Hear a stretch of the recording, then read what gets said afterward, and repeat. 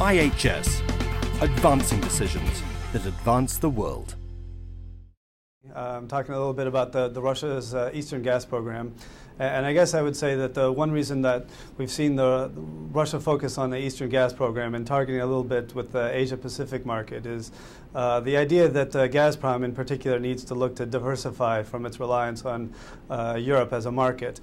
As much as Europe has turned away from or looked to turn away from Gazprom and Russian gas in the wake of the several different gas disruptions in the disputes with Ukraine, the Russians have also realized that they need to diversify and reduce their own reliance. One of the aspects that we've seen is the drop in gas demand in Europe in the last 2 years and the flat exports in 2010. And I think what Gazprom sees is a strong motivation to turn towards the east and to focus on the Asian gas market, and in particular the Chinese gas market. I would say the Eastern gas program, really there's sort of the opening aspect is that the Gazprom wants to focus on, or the Russian government wants to focus on delivering gas, producing gas, developing infrastructure in eastern Siberia and the Far East.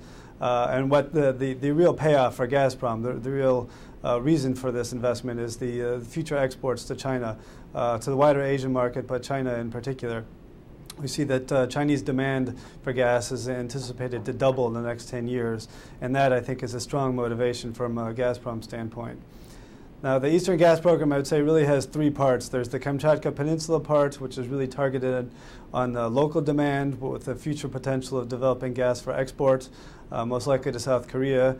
There's the Sakhalin Island component, which we're already seeing gas developed, and we've got an LNG plant already operational, nearing capacity.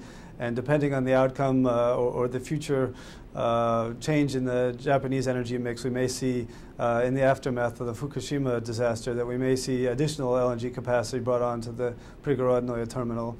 We're also seeing gas there, construction of a pipeline from the Sakhalin-Khabarovsk-Vladivostok pipeline geared to be operational by the 2012 APEC meeting, and I think this is really the Russians trying to show when they host the APEC meeting in Vladivostok, this is really an infrastructure showpiece and sort of targeting Asian consumers, Asian markets. And the third piece is the Eastern Siberia side, the Yakutsk, Khabarovsk, Vladivostok pipeline, and this is really geared, I think, longer term to deliver gas from Eastern Siberia, the Chayanda, the Kovykta fields to the Chinese market, either via the western route or via an eastern route. The idea is to connect the two pipelines and essentially have the ability from the Russian side to supply gas to eastern China or to northwestern China. I think one thing that we see with the Eastern gas program is the fact that with the shale gas revolution in the United States, the increasing capacity of LNG coming from places like Qatar and from Australia, I think what we have to see is that Gazprom has to become much more flexible in its pricing strategy. They're already facing demands from some of their European consumers as far as changes to the oil indexation contracts and their long-term pipeline contracts. To supply the Asian market, you're going to have to find some way in which Gazprom is going to become more flexible.